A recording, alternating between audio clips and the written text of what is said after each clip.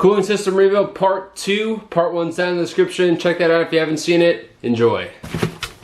The electric fan setup on this has these beautiful, ugly little hangers. I got a bunch of zip ties. We're gonna make it happen. You know, we're missing studs. We got stripped bolts.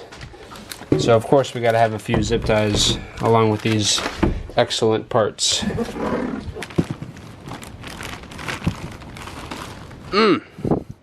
Love me some good quality Mishimoto parts. Needs to sit kind of pretty much right in the middle. Okay. So I can drill a hole there, drill a hole there, drill a hole there, and drill a hole about there. And then we'll have mad zip tie action and mad fan mounted.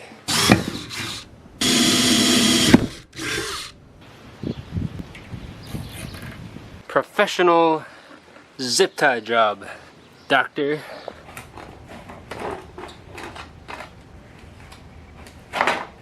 So I did pick up a new hose for that.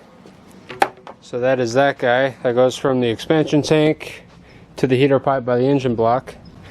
I did want to clean that up a bit though. There we go. That's a good bit cleaner. No, and why did no? Alright, got the expansion tank all clean. Got our new hose ran. Very nice. Alright, so I don't have any freaking mounts for the radiator, because whoever did the cooling system last tossed them. So I just wrapped it in electrical tape on the top, on the sides, and the bottom. So, I mean, it's not ideal, but it's better than having no mount.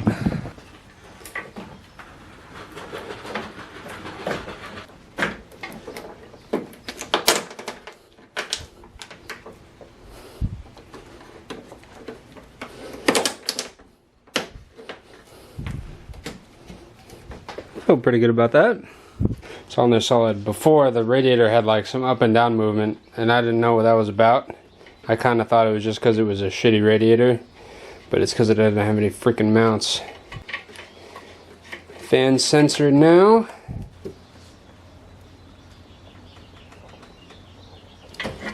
Alright, so that is the temperature sensor for the fan controller. Officially on. Young hoses. That is a freaking bright ass hose though. That color is loud and I really like that.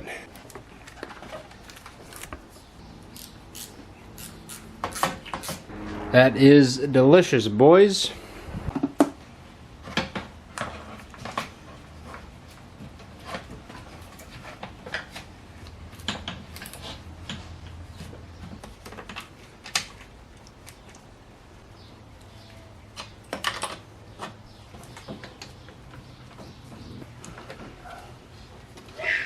Ooh, it all fits so nice.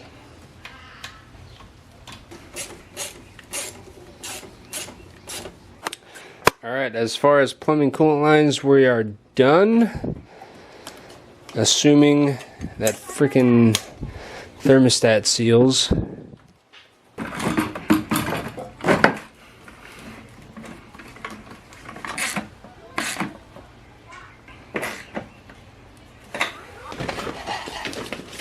The last piece of the puzzle, and then we can bleed it.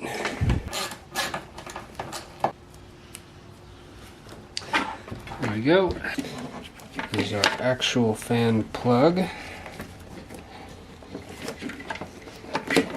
So now we have a live fan.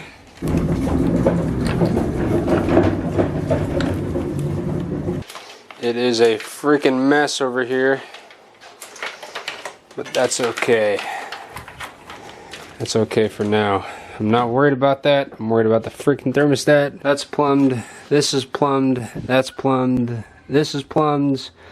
Fans on. Controller's hooked up. Radiator's in.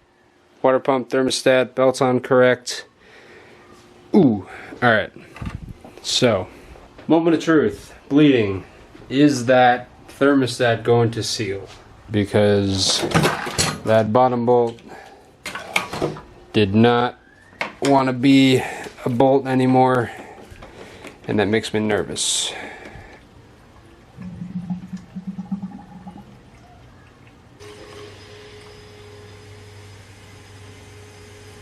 So those of you guys who watch my pre-bleed video know what's going on.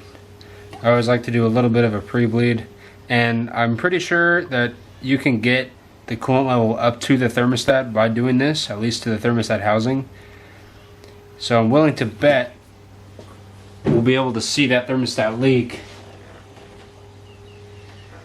before we even fire the car up, if I can get enough coolant in the system. But it doesn't look like it's leaking right now. So I've got a little light there, and I can look right through that hole. I don't know if I can get the camera to focus on it. But anyway, if you look down here, you can see literally that whole line at that bottom of that thermostat. Not to mention, if it starts to leak, it'll see some droplets on the top of the water pump, so it's going to go straight down. So if the top of the water pump is wet before we even fire it up, I will know that that thermostat housing is leaking, which I'm really hoping it freaking doesn't, because that would suck. I did clean everything as best as I could and really nicely, but that lower bolt, the threads are screwed up on it. It's not tightening properly. I can get a nice little snug on it, but I can't torque it down to spec, which is kind of concerning to me. I don't know what I'm gonna do if it doesn't freaking hold. RTV the bolt, I mean, what do you do? Because it's not the bolt staying in there that's keeping the seal, right? It's the tension of the bolt pushing the thermostat housing into the cylinder head that creates that seal for that O-ring. Now, maybe run a longer 10 mil, tap the head a little bit deeper, but then I run the risk of tapping it through into a coolant jacket or an oil jacket or something, and then you cause creator issues or bigger issues. I really don't want to do a freaking head job on this motor right now. Even though I do have a spare M52 cylinder head sitting right there that's in good shape, I'd rather not deal with that at all. So hopefully I can get this freaking thing to seal. Hopefully it doesn't leak at all. Alright, so I put about 2 gallons into the system. Everything seems to be holding well. I don't have anything dripping from the thermostat, water pump, any of those places that I suspect will leak. Nothing's leaking, which is a good sign. So I'm going to go ahead and start her up, and we'll let it run, get some heat in the system, and hope that fan kicks on. I was messing with the fan earlier. If you guys watched electric fan controller video, pretty much where I made this whole spaghetti monster mess. So I had it dialed in to the point where the car up to temp, the fan would kick on by itself. I do believe I still need to make some minor adjustments to the setup as far as temperature engagement points go on that, but I think we should be about right. Also, the HVAC unit on this thing doesn't work, so I can't turn on the heater, so that's cool.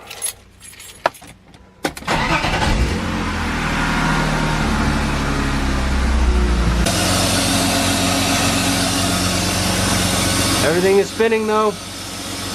She's alive. Another thing I did is I plugged in my scanner, and so we can see what the coolant temperature that the OBC is reading. So that is, that guy, 127 is the current coolant temp. And this is a more accurate, much more accurate reading than the temp gauge on there. So, because the coolant temperature level will kind of has a little range that it'll fluctuate in. And it doesn't do that on the temperature gauge. It stays solid, because if you saw your coolant temp showing what it actually was doing, it'd be bouncing up and down as you drive along, and that kind of freaks people out. So they have the gauge stay steady in that range. So this way I can monitor the coolant temperature a little bit more precisely. So we're at 135 right now. I believe the thermostat in there is at 88 degrees Celsius. So somewhere around 190 is when the thermostat should start to open.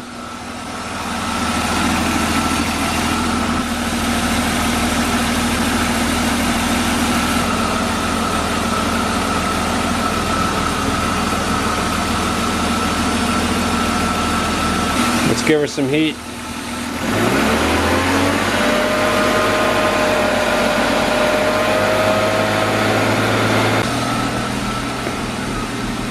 So we're at 192.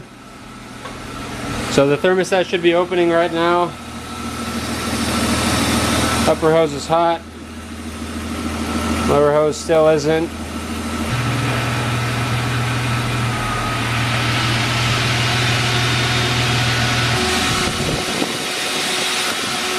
got a fan on, baby. So I just want to make sure that the temp is going to stabilize. So we're at 205 right now. It says we're still in the middle. So see, this is what I'm talking about. At 192 it was in the middle, and now it's at 205 and it's still in the middle. So your temperature range is, you know, kind of vast. So the fan shut itself off. That's either a good sign or a bad sign. I'm not sure yet. So we're gonna wait around and see if it overheats or if the fan kicks back on by itself, or what the deal is with that. I kind of wanted to set it so it would turn itself on when it needed to and shut itself off when it didn't, even if it was at temp. You know, catch it in a nice little coolant range so I'm not sitting there with the electric fan on all the time when the car is at the temp, so it'll kind of fluctuate on and off. So we're gonna find out here in a second if that's what's going on or if this thing just fried itself and we're about to do a cylinder head job.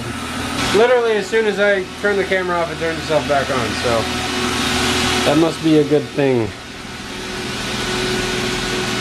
At this point, if that thermostat or water pump was going to leak, it would have already, and I don't see anything, so I'm pretty happy about that actually. I'm really happy about that, because that would have not been a good time. Alright, so I hosed down the under tray real quick. Let's get all that freaking coolant out of here. Our coolant temp is right in the middle. Our fan is on right now and it's been going back and forth on and off.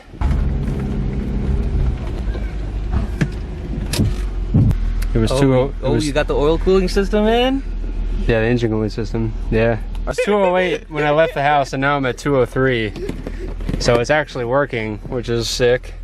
This is the first drive, bro. Oh yeah? Yep, I've had this thing running with the system on it for like 10 minutes. What? That's what I'm saying, dude. Okay. I like that. I like that a lot. Got that young electric fan in there too. I need to clean up some of the wiring. It's all over the place. We'll get to it. That's what I'm saying. I just want to make sure it doesn't overheat first. So yeah, but under dry pulley electric fan setup should be good for another 10 or 15 horsepower or something like that. So cooling system, maintenance, and power mods.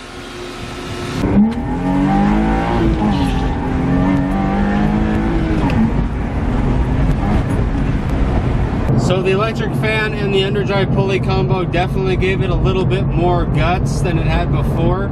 I did notice a loss of power when I went from the electric fan to the stock clutch fan, and it definitely has it back and then some. So as far as power difference goes, it's really hard to tell if first gear is any different with that 3.38 LSD back there, because first gear is so freaking short. But second gear is a lot harder, third gear pulls a lot harder. All right, just got back from the drive. We're sitting at about 203. I like that. We got no leaks.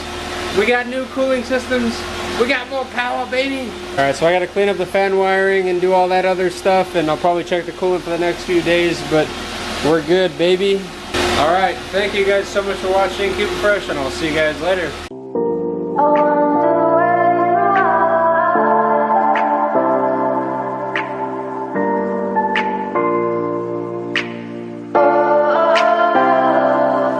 We are dreaming in the dark. We are nothing more than dust. Search but you stay lost. We are reaching for the stars, but we're making this too hard. And I wonder where you are. Mysterious, that's the part you always show. 'Cause you're too curious. Maybe you should take it slow. Mysterious, that's the part you always show. 'Cause you're too curious. Maybe you should take it slow.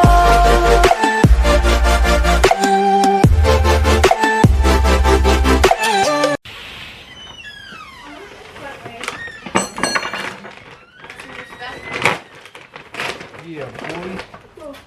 Why do you always get stuff off Mission Auto? Because it's sponsored. Because they sponsor me, Oh. so I get mad discounts.